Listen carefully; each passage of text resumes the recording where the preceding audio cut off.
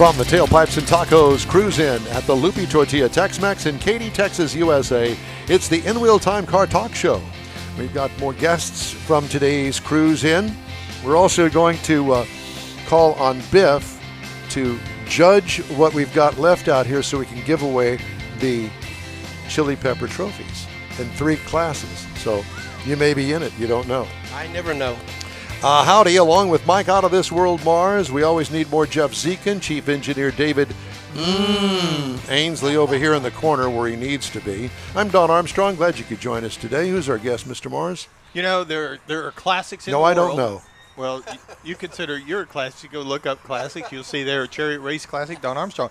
So Jim Craven here has the classic 1957 Chevy Nomad sitting over here. Oh, he's got a Nomad. Yeah, buddy. Thank you. 502, 2.4s.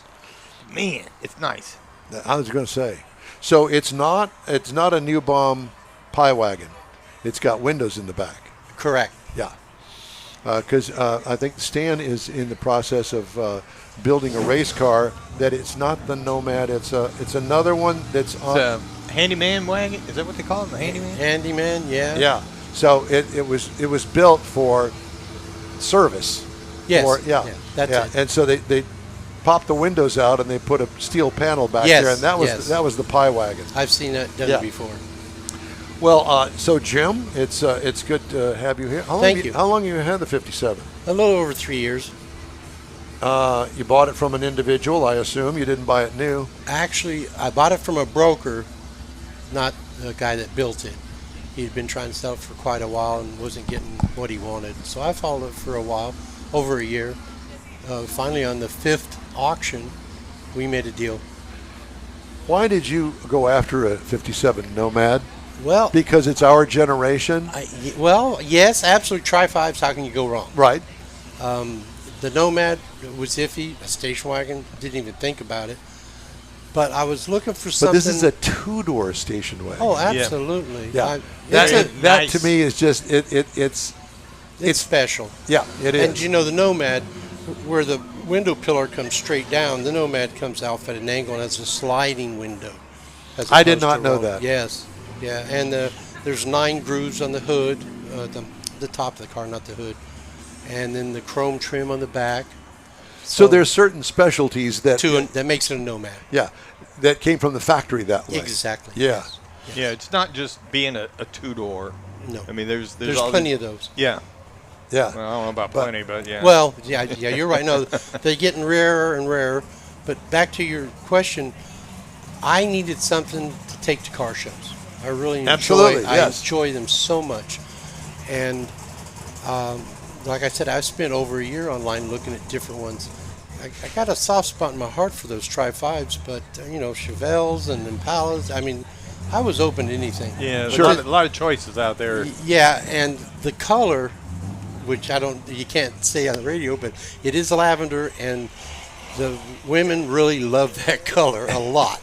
It's purple. So it's lavender. Yeah, let's go with lavender. It's not really purple. It's lavender. Okay, well, whatever. I'm looking at it right through the window there, and you can't miss it.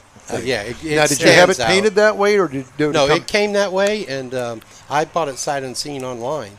So I was very questionable about the color. But when you bought it online, see, with a car like that, I would think, oh God, I've seen and heard the nightmares.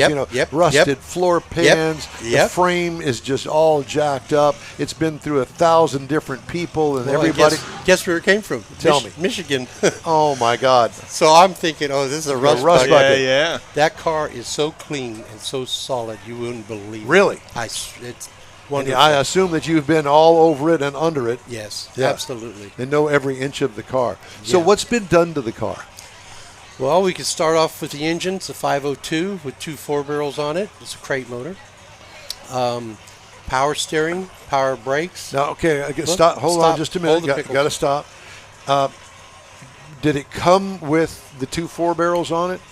No, that was when you buy the block. But I mean, with that engine, I mean, you bought the car with the 2 4-barrels on it? No, yes. Okay. Yes. And the builder bought a crate motor 502 that he put an intake in a 2-carb. I guess the reason I ask is because, with the fuel injection and these days, and with 2 4-barrels on it, I would imagine that you can find some fuel injection system.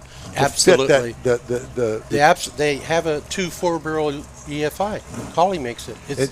I would love to go that way because adjusting those 2 4s, it's a job. Yeah. And not only that, if you don't drive it every day, it just exactly evaporation and all the other stuff and hard to crank and it's persnickety. Write that down, would you? What word there? Yeah. How do you spell that? It starts with a P. P-E-R, I think. P-snickety. Persnickety. Does that come with nuts? Yeah, that. Okay, so we're going to move on from the engine now. It's a 502. Have you had it dyno tested? You know what the horsepower is? No, but out of the crate, they're supposed to be rated about 450. Yeah, that sounds. And it scoots. There's a 12-bolt posi in it, and it does very well. Okay, and transmission? Turbo 400, which I did have to have rebuilt.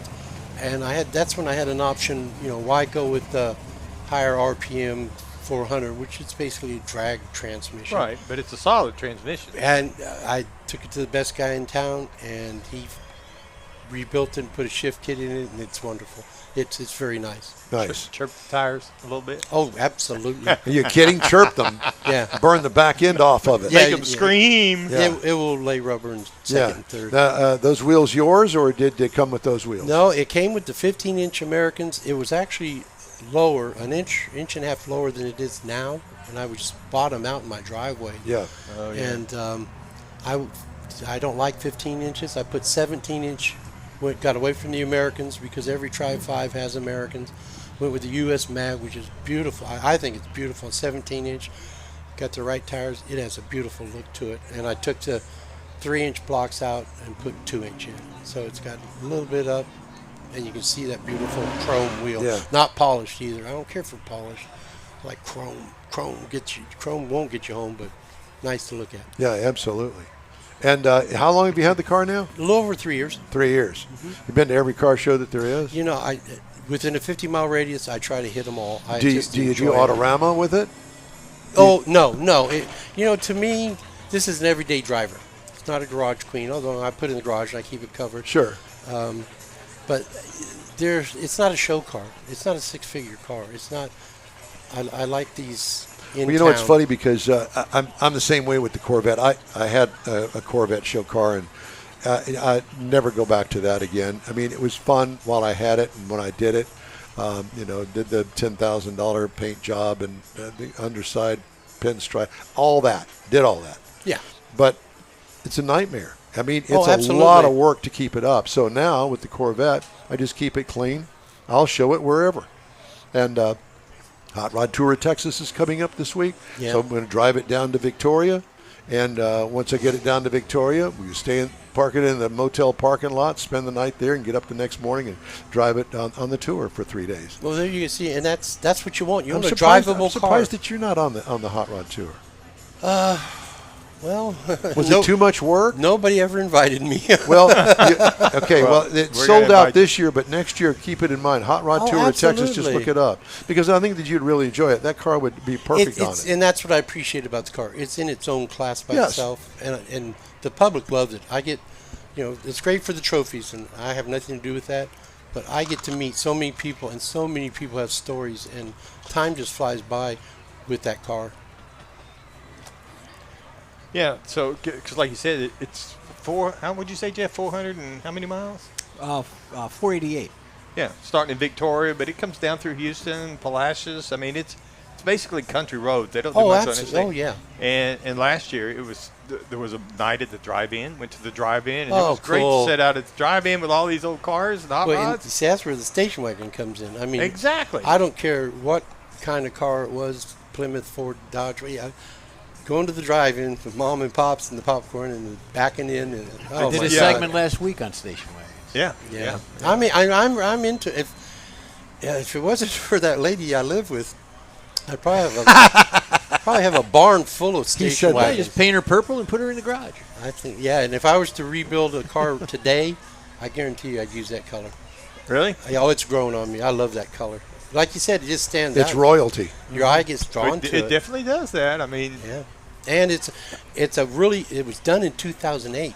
And that paint job, I won trophies for best paint, and it is a wonderful paint job, but they should have one that's best color. Because I know it's the color that won, not so much that people are looking at the paint job. There's not anything wrong with it. It is unusual.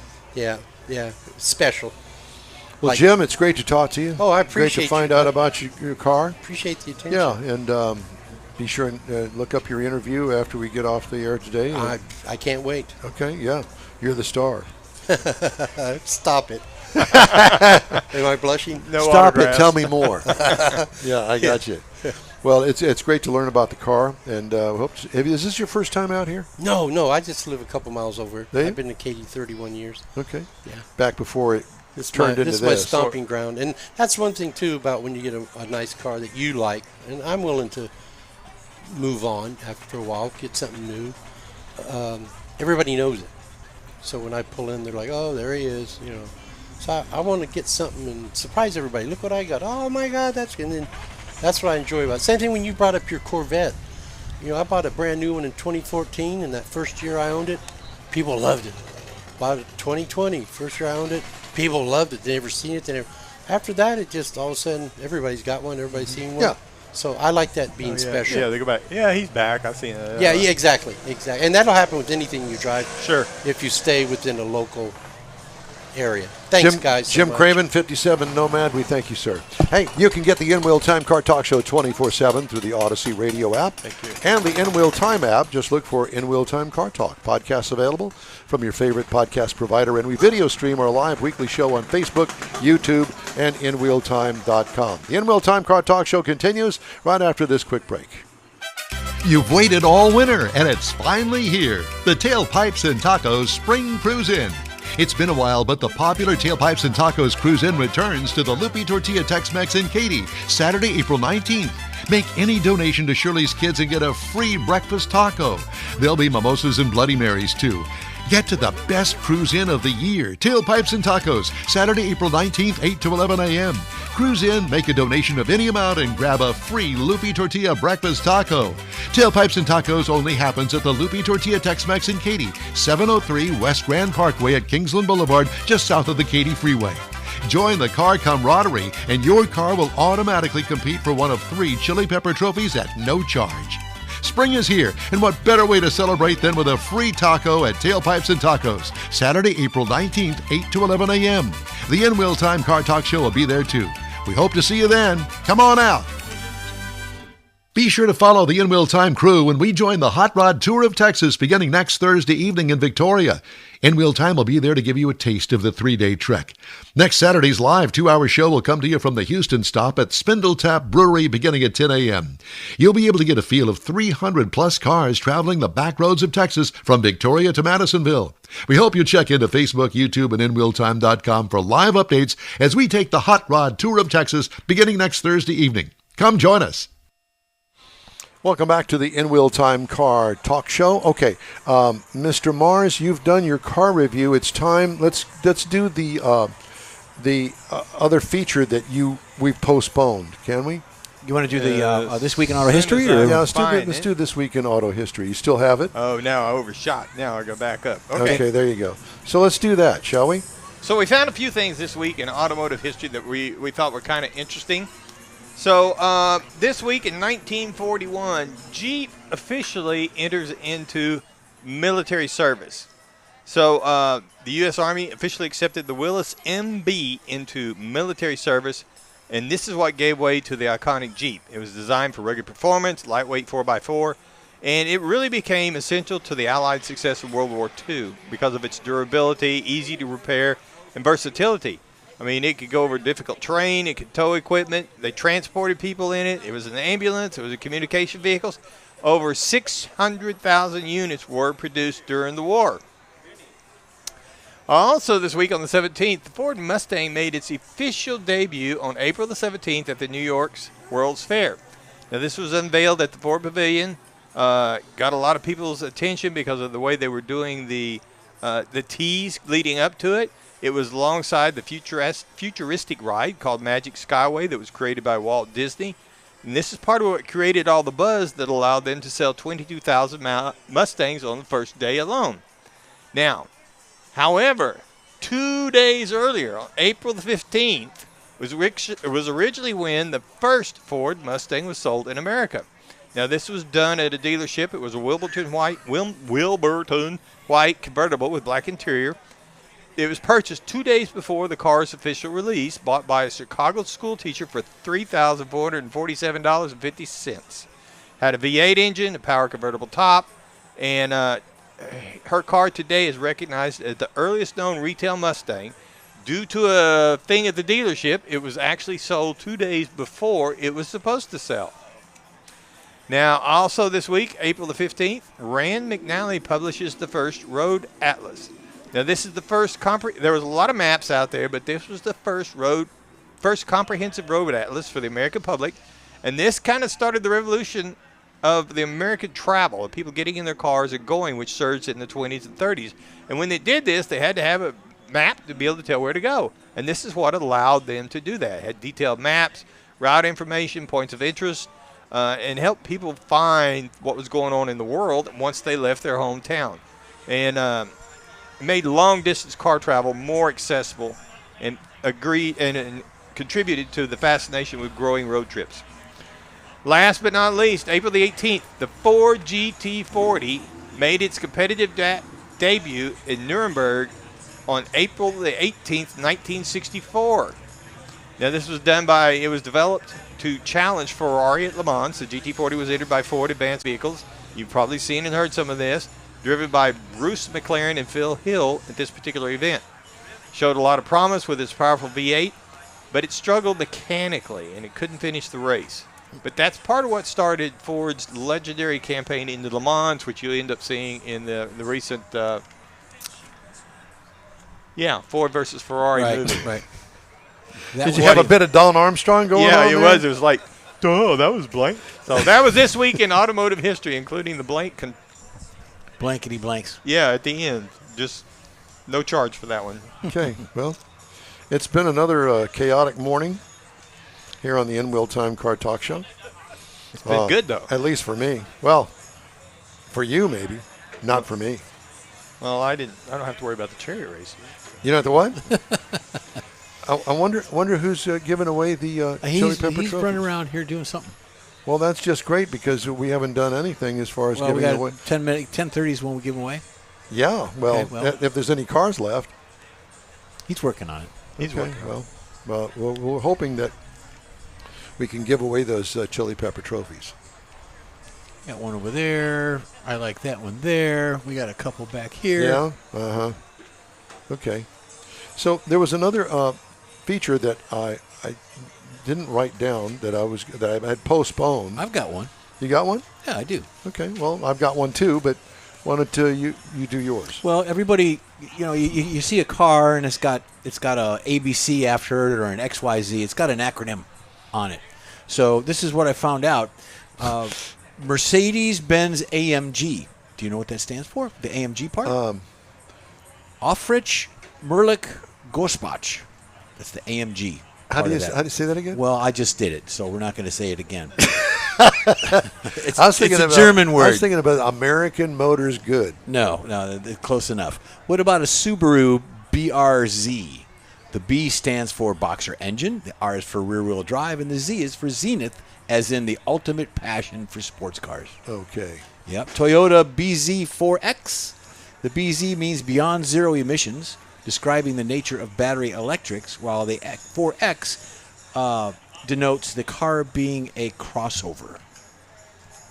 So how about that? So there is some intelligence in all that. That's right. Here's one for David. Us. The Aston Martin DBX. What's the DBX stand for?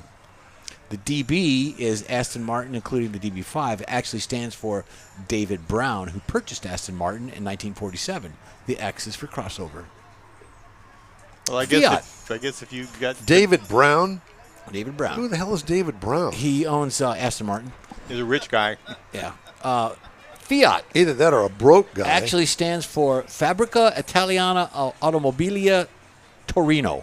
In English translates to factory in Torino. And what are the letters? Fiat, the word Fiat, F-I-A-T. Toyota Yaris GR.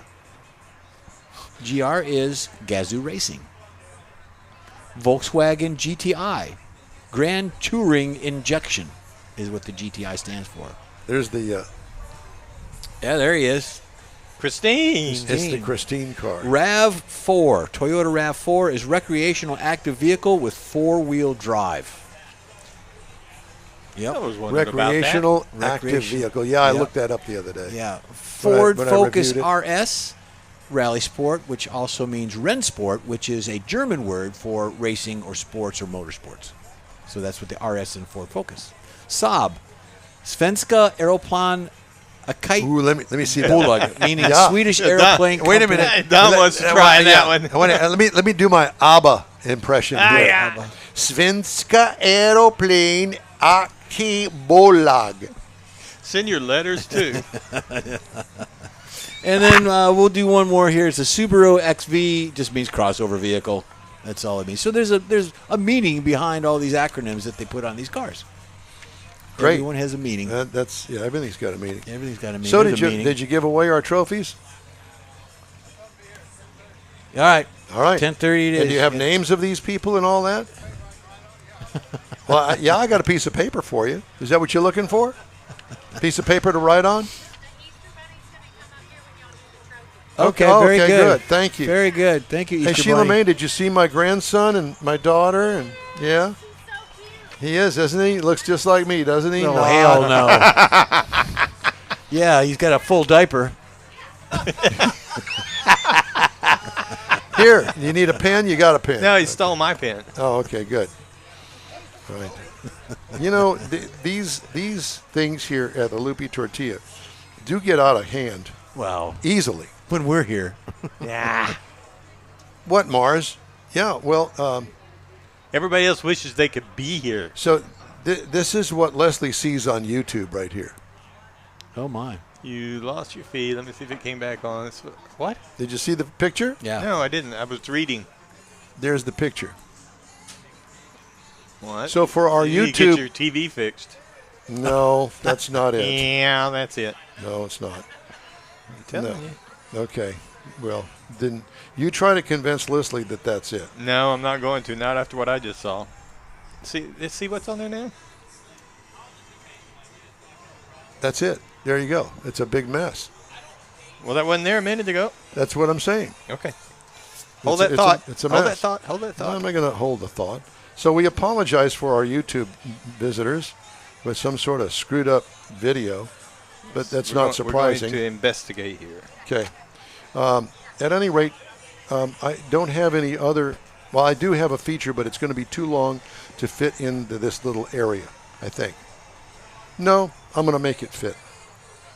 Though automakers have spent untold billions on research and development to create technologies that make vehicles cleaner, safer, and more comfortable and more reliable, the modern automobile would be unrecognizable today if not for decades of pioneering by their supplier partners. Anti-lock brakes.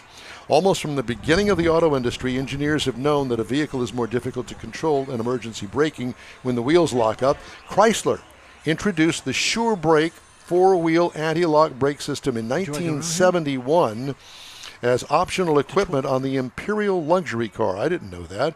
It used sensors in the wheels and vacuum controls to modulate the brakes.